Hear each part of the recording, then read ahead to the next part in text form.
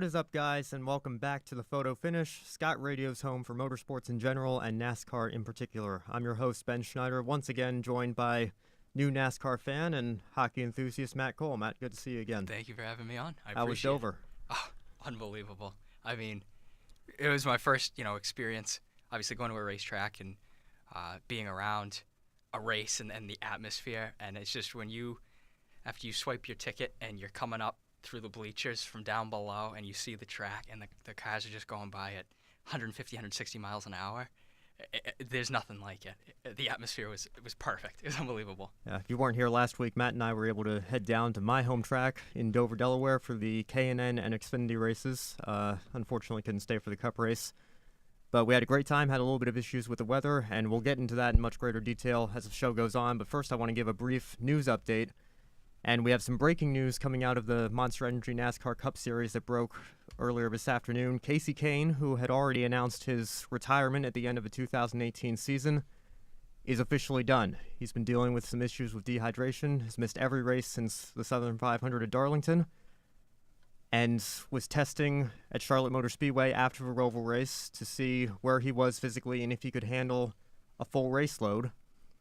And what the doctors have determined is, although he's perfectly healthy outside the race car, his body can't keep that hydration level up to where it needs to be to handle a 3.5-hour NASCAR race, and because of that, he's done early. Yeah, I just don't know where that happened, like how it happened. I feel like most athletes have like a nutritionist or someone that they reference to. So it's sad. Obviously, it's really sad, and he was a good name for the sport, and he's retiring, and now he has to call it quits even earlier than he was planning. I'm just kind of confused as to like how it came to fruition. Yeah, well, Kahne was a rookie in 2004, and actually second ever Cup race at Rockingham, finished second to Matt Kenseth in a photo finish. Name of this show, fitting that we bring that up, I guess. But then his third season in 2006 actually won 6 races, so looked like he was a future young star coming into his own, and struggled a little bit more as Evernham kind of had their financial problems, eventually merged with Richard Petty Motorsports, and he bounced around to Red Bull. Now he's at Hendrick, or he was at Hendrick from 2012 to 2017, and of course with Levi and Family Racing this year, another Chevy single-car team. Now, Kahne first had these dehydration problems after he won the Brickyard 400 last year. And that race was one that was affected by rain. Brickyard, Indianapolis, obviously a pretty big track, takes a while to dry, so they were out there for a long time. It was a long day, and you could tell in Victory Lane, Kahne was slumped over by his car, visibly dehydrated, visibly shaken, obviously thrilled that he had just won the race, and he also hadn't won in quite a long time, but that will go down as his last NASCAR victory. That was the first time we kind of saw these issues with Kahne, and they resurfaced this year at Darlington, and I think Kasey's taking a step back for his own health's sake and call it quits early. Yeah, just playing it safe, and I can understand that. We were talking a little bit before, and just translating over to any athlete in any sport, when health issues are becoming that much of a problem, you really do have to just step back and take a look at it. And I don't know if this was factoring into his retirement. And now it's just gotten so severe where he can't perform the rest of the season. But well, he did issue a statement on Twitter, and he said, quote, "To say I'm disappointed after receiving the results that I was not medically cleared for the remainder of the season following a test session at Charlotte Motor Speedway last week is an understatement. It was my hope that everything would go well, and I would be able to finish out the season strong in the number 95 for Levi and Family Racing. Unfortunately, that's not the case. Out of the race car, I am perfectly healthy. I feel great, and the doctors have determined that I have no underlying health problems. My body just can't handle extended periods of time in the race car, and we weren't able to control the sweat ratio to keep me hydrated enough to prevent any permanent damage to my body. NASCAR has been a great home for me for 15 years, and I wish for number 95 the best of luck these last few races. I'm looking forward to getting back in a sprint car soon. With much shorter races and open cockpits, there is no issue with my health or hydration with that type of racing. See you all soon at the dirt tracks, and thank you for sticking with me over the years." So he's not totally done. He will be back doing some local sprint car and short track racing. I didn't even know that. Yep. I had only seen the first portion of his tweet. And I didn't know that, so Yes. that's good. That's Yeah. hopeful. And That's for those of awesome. you who still think NASCAR drivers aren't athletes, I think this is all the proof you need. It is a physically and mentally exhausting occupation, and we certainly wish Kasey the best in 2019 and beyond, even though he won't be racing full-time in NASCAR anymore. The other big NASCAR news affects the K&N Series and the ARCA Racing Series. Now, NASCAR acquired ARCA in April, and there were sort of some questions as to what they were going to do with that. We kind of figured out 2019 would work out sort of as normal. ARCA would kind of still be operating as its own thing. Well, we got our answer. Actually, I got our answer while we were in the grandstands at Dover this weekend. Chris Knight tweeting out, or actually a lot of people tweeted out, a statement from NASCAR talking about how the K&N Pro Series West and East Championships will be condensed down to about 6 to 8 events, and they'll be competing at historic short tracks under a mile within their traditional regional footprint.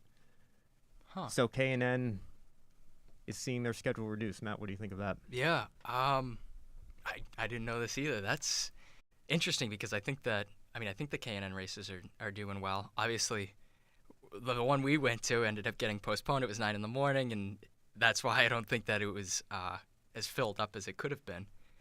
But If you're a fan of grassroots racing, the K&N Series is the one for you. yeah, Yeah. I agree. So Yeah. And ARCA to another extent as well.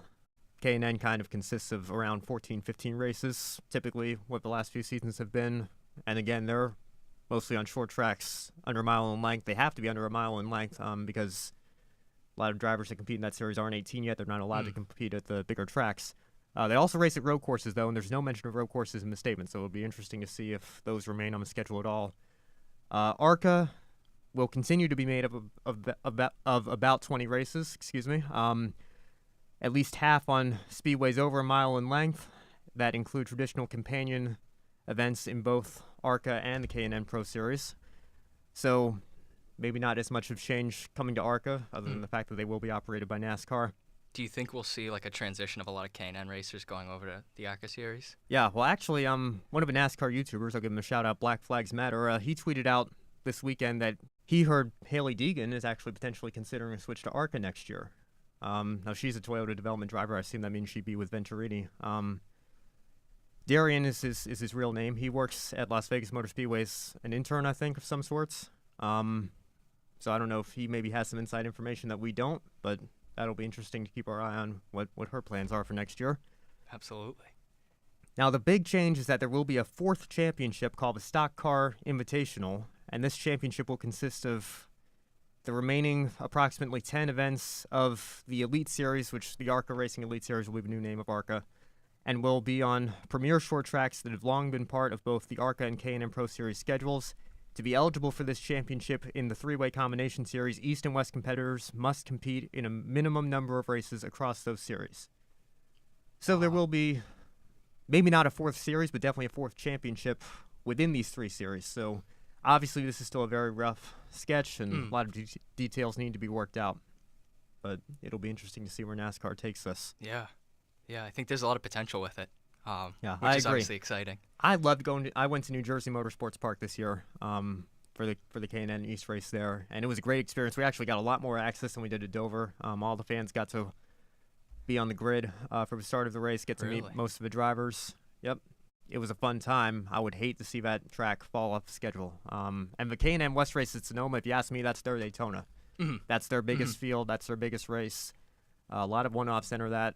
So I would hate to see road courses go from the K&N series entirely, but we'll see where NASCAR takes us. It's going to be an interesting couple of years as we wait and get further developments here. Make that transition. Yeah. Yeah. And a brief update on Formula One. Lewis Hamilton winning again, and Ferrari running into trouble again. Textbook. Yeah. So Lewis has now won 6 of the last 7 races and has finished second or better in each of the last 8. His retirement in Austria with the mechanical issues with Valtteri Bottas, his teammate also being affected by those. He's finished second or better in every race since then. And 2 races later in Germany was, of course, the race where Sebastian Vettel, his home race, leading the Grand Prix, crashing out as the rain arrived. And I think that was kind of a turning point because Lewis has won every race, including Germany, since then, except Belgium, where Vettel got him again. But Lewis now has a enough of a lead to the point where if he wins the race and Sebastian Vettel finishes third or worse in 2 weeks' time in Austin, championship's over. Yeah. Lewis will clinch his 5th world championship, which will put him equal with Juan Manuel Fangio, with the most all-time behind only Michael Schumacher. Wow. So he's almost got it locked up. I mean, not necessarily. I don't want to say that it's 100% certain, but I think he's going to win it. It's just a matter of when he wins it at this point. That'll be interesting. Yeah, Ferrari seemed to be given everything this year. They won the first 2 races with Vettel. Seemed to have a stronger chassis and locking out the front row at Monza, stronger engine. And Vettel is a 4-time world champion himself. He's a talented driver. And again, just like last year, mid-season, second third of a season, they kind of slacked off a little bit and have just imploded in the last few races. Yeah. Wow. It's almost as if he's gift wrapped the title to Lewis Hamilton. So I'm a Ferrari fan. That's unfortunate. Yeah. And I think even Lewis said, he'd much rather it go down to the wire, and the checkered flag at Abu Dhabi would make it a lot more exciting for the fans. Yeah. But Lewis is approaching Michael Schumacher, I think, in terms of who's the greatest Formula One driver of all time. Because if you think about it, he lost the championship in 2007 by 1 point. Of course, that was the year he was teammates with Fernando Alonso, and they had a lot of inter-team conflicts. Issues, yeah. And you could argue that he was in the hunt to win it in 2010 and 2012 as well. So if you give him all 3 of those, he's already a 7-time champion. He'd be going for his 8th. He could easily be going for his 8th this weekend. Yeah. So, and approaching Schumacher's total, already surpassed him in poles and approaching him in wins as well. He's the only one he has left to catch. So it'll be interesting if Lewis stays at the level he's at for a few more years, if he could eclipse some of Schumacher's records. Yeah, we could see some history. That's awesome. Now, Lewis, who does he drive for again? Mercedes. Okay, that makes sense. Yeah, Mercedes have dominated the V6 turbo era since 2014, so that has certainly helped. Obviously, don't want to take anything away from Lewis. He's one of the greatest drivers ever, but it helps when you have a dominant car like that. Absolutely. All right, so with that out of the way, let's get right into Dover. Awesome. So, Matt, I know you enjoyed it, your first experience at a racetrack. Yeah, it's, I didn't have any idea what to expect coming into it. I knew it was going to be enjoyable. I knew I was going to have a good time. Obviously, when you're in the company of Ben Schneider, that's kind of a given. But it was just, when you get there and you're hearing the engines rev up and you can smell the fuel and the gasoline burning, it's awesome. It's awesome.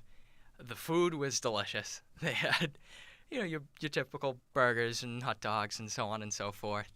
But they had the French toast bake, which was one of the best things that has ever gone in my mouth. It was delicious. It was delicious. And a lot of pre-race activities to keep you occupied. And the merchandise trailers, not quite as big as they were in their heyday. Because they have to share now. Yeah, it used to be every driver had a trailer, pretty much. And nowadays, if you look past Kyle Busch, Jimmy Johnson, Chase Elliott, and I think Truex had one of his own too. Most of the others had to share. So like William Byron, Alex Bowman, teammates at Hendrick, they had an individual Hendrick trailer. The Ganassi boys had to share with a couple other single-car teams, but still a lot of merchandise to get your hands on, including some $5 hats. I ended up getting 4 of those, which was nice. That was the steal. That was one of the highlights of the weekend, was that clearance tent. It was... Picked up a Ryan Newman hat, didn't you? Yeah. I looked at the tag, $25. I got it for $5. Yep. And Ryan Newman, right? And it's the car that he's in now that he's only going to be in for a little while longer. So yeah, Newman currently driving for Childress. He'll move over to Roush next season into the number 6. So picked up a little bit of a vintage hat there. Yeah. Or no kidding. It'll be vintage when next season rolls around. Yeah. Yep. So when we got there on Friday, we did a lot of outside of track activities. The fanfare events. Actually ran into Fox Sports' Daryl Mott, who was filming some stuff outside the Monster and just kind of hanging out. So we said hello to him, got a picture with him. He's a cool guy. I was blown away by how personable he was. He was just like, oh, I'm just here, just taking pictures and taking it all in like everyone else. Yep. He's like, let's get a picture. And so we got it. And he was kind, and he was personable. And it wasn't like, he didn't have like a like his posse around him. It was just him. He was just by himself, just walking around. He was, I think before we went up or after we went up, he was like hugging old ladies, and I mean, it was awesome. It was awesome to get to talk with him. Yep, so that was the first guy that we met. The second guy was Ross Chastain, watermelon farmer, 8th generation, I think they said. Wow. Now he drives for JD Motorsports most of the time. He got a big break with Chip Ganassi's team in the Xfinity Series earlier this season. Running strong at Darlington, kind of tangled with Kevin Harvick. We won't get into details of that right here, but could have easily won that race. Then his second race with the team went out and won Las Vegas, finished second at Richmond. Yeah. So he has a reputation for getting everything out of the subpar equipment that he's been given most of his career. Any big teams, if you're listening to this, give Ross a call. We would love to see him in equipment where he could actually win on a regular basis. Yeah, Yes. yeah. No offense to JD. No offense there, but if he was given the equipment that a lot of the other racers have, I would love to see what he could do. Yeah. So Ross's sponsor in Delaware every year is the Drive Sober DE program. So they had a huge tent set up in area where the fans could do some activities, and they actually brought Ross in around 1:30 on Friday. Mm-hmm. So I got in line, got my picture with him, got an autograph, and I asked him if he has any plans for next year, and he, at the time, said he was still working on it. There are now reports that he's probably going to be back with Premium Motorsports, which is an even smaller team than JD Motorsports. They race in the Cup Series and the Truck Series. But he's been doing most of the Cup races this year with them. So maybe 2020 he can get that big break again, but he'll be back with Premium and Cup in 2019 more than likely. Interesting. Yep. So in terms of on-track activity, a lot of it. yeah. It was all going on as we were outside taking the scenes in, but we got to see the tail end of the Xfinity practice. Yeah. So, Matt, what was your reaction the first time you actually got to see that many cars on a racetrack? It was. I didn't expect it to be so loud, and at first it's like it kind of throws you off because it's extremely loud. And I mean, there were only, at the time we came up, I don't know how many cars were out there. It wasn't that many. It wasn't the 40 that ran in the race, on Saturday.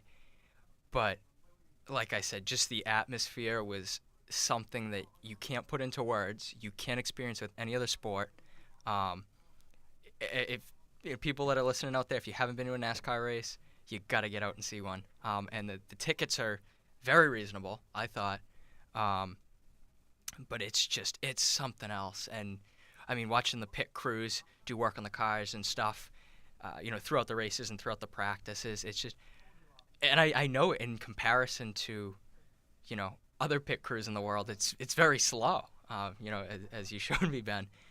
But just like to see how they move and how everyone is in cohesion, everyone has to be on the same page.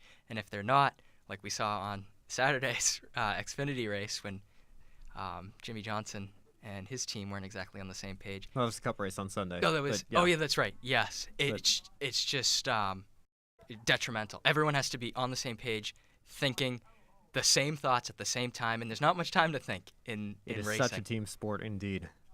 So after Xfinity practice, actually during Xfinity practice even, we kind of had a light mist come into the track, and it was just enough to put a damper on the on-track activity. And by the time the jet dryers had gone through turns 1 and 2 and gotten it dry, as they were working in 3 and 4, turns 1 and 2 were damp again. Yeah. So, unfortunately, the K&N race scheduled for 5 o'clock that night got rained out, postponed till Saturday morning.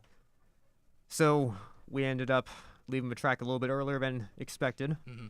Actually stopped by Walmart, picked up Scott Dixon's new straight-to-video documentary, Born Racer. Highly recommend that. That was absolutely excellent.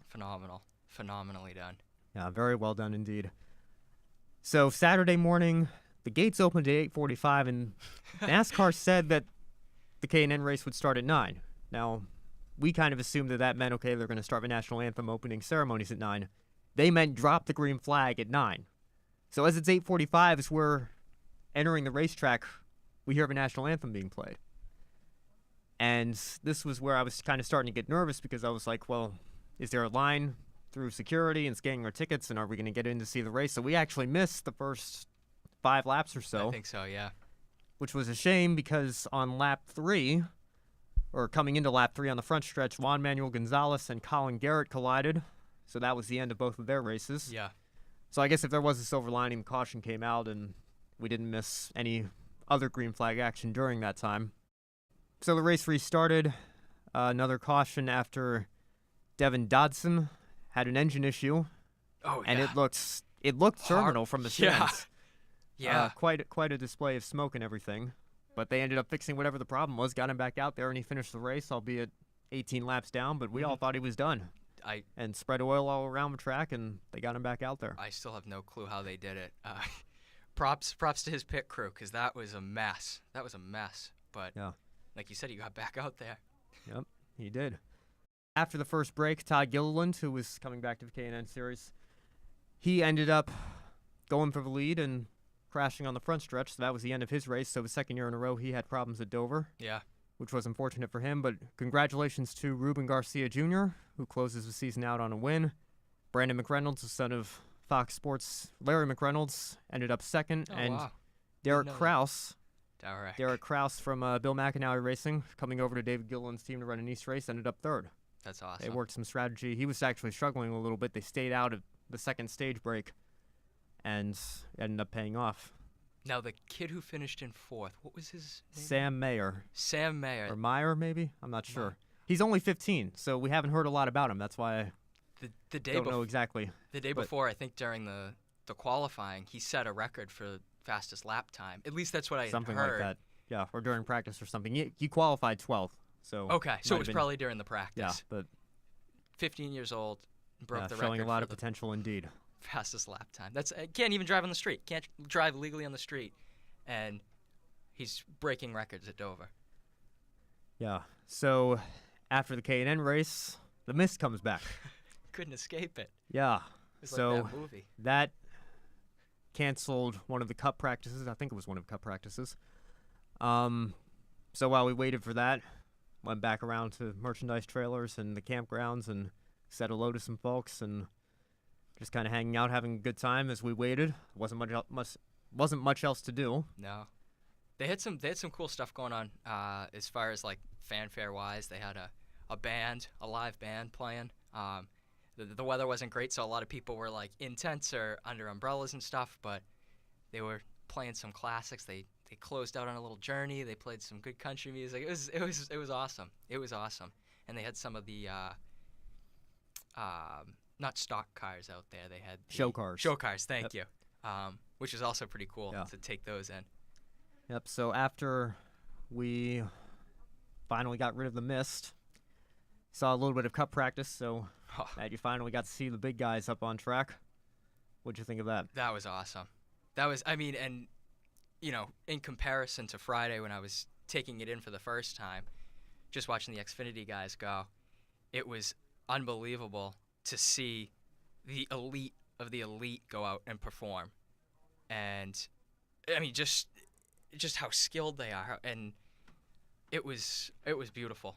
It was beautiful. And by then I had my Ryan Newman hat, so I was wearing it proudly. I was watching him as he was practicing. He looked good. So yeah, it was a good way to kind of start off that afternoon after the mist. Yeah. So Christopher Bell with his 6th win of the year, breaking the record for most Xfinity Series wins by a rookie. He ended up winning the race.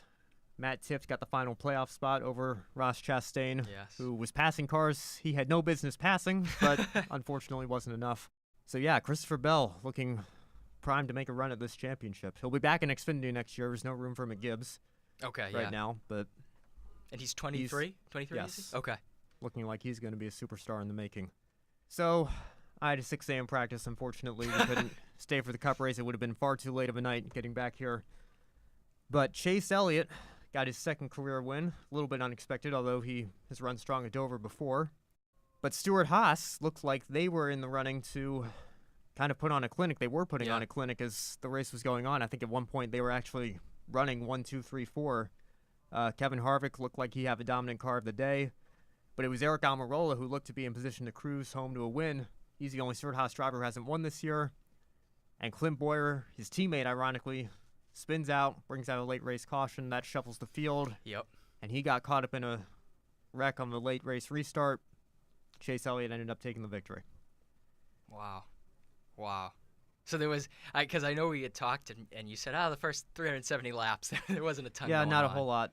But that final stretch of 30 laps there's a lot that took place, in order to push Chase Elliott to win. And that, again, that's not taking anything away from him. But speaking of pushing Chase Elliott, one of the more popular drivers, the son of Bill Elliott, NASCAR Hall of Famer.